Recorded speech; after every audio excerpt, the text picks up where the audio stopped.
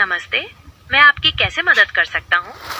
ओ, आज मेरी सुहाग रात है तो मैंने कभी सुहाग रात नहीं मनाई है, तो मुझे कुछ आइडिया बताओ सुहाग रात मनाने का। शादी की पहली रात तो बहुत खास होती है। आप इसे और स्पेशल बनाने के लिए कुछ प्लान कर सकते हैं, जैसे कमरे को फूलों और मोमबत्तियों से सजाना, कोई प्यारा सा गाना लगाना या फिर एक दूसरे को कोई छोटा सा तोहफा देना। सबसे जरूरी बात यह है कि आप दोनों एक दूसरे के साथ वक्त बिताएं, आराम करें और एक दूसरे की कंपनी एंजॉय करें। क्या आप कुछ खास सोच रहे हैं?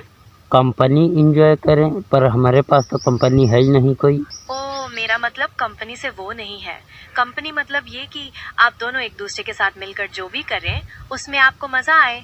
चाहे आप बस साथ बैठकर बातें करें या फिर पुरानी यादें ताजा करें।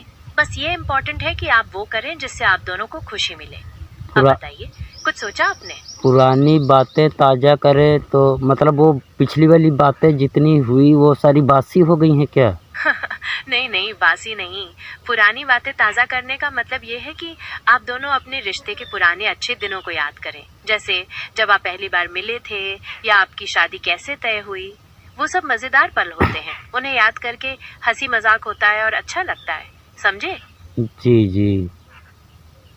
तो वो मेरे पास तो अभी कोई आइडिया नहीं है, तो कैसे क्या करते हैं, रात में करें या दिन में करें? कोई बात नहीं, जरूरी नहीं है कि सब कुछ एकदम परफेक्ट हो। आप दोनों बस एक दूसरे से बात करें, पूछें कि उन्हें क्या पसंद है। आप साथ मिलकर कोई मूवी भी देख सकते हैं या फिर बस आराम से बैठकर बातें करें। जो भी आपको ठीक लगे और जिसमें आप दोनों कंफर्टेबल हो वही करें। और जहाँ तक दिन या रात का सवाल है, वो तो आप दोनों की मर्जी पर है। जब आपको सही और आराम। तो पूरी रात बातें ही करनी पड़ेंगी या कुछ और भी करना पड़ेगा? देखिए, ये पूरी तरह से आप दोनों पर निर्भर करता है। अगर आप बातें करना चाहते हैं तो वो कर सकते हैं, और अगर आप कुछ और करना चाहते हैं जैसे मूवी देखना या फिर जैसे मैंने बताया कुछ गेम्स खेलना, तो वो भी कर सकते हैं। जरूरी नहीं है कि कोई निश्चित तरीका हो, जैसा आपको ठीक लगे और जिसमें आप दोनों कंफर्टेबल हो वैसा करें। तो रात में क्या आप कुछ खास चीजों में दिलचस्पी रखते हैं जो आप रात में कर सके? तो हम लोग रात में क्या गेम खेलेंगे बैठ के? अरे, मेरा मतलब गेम से वैसा गेम नहीं था जो बच्चे खेलते हैं।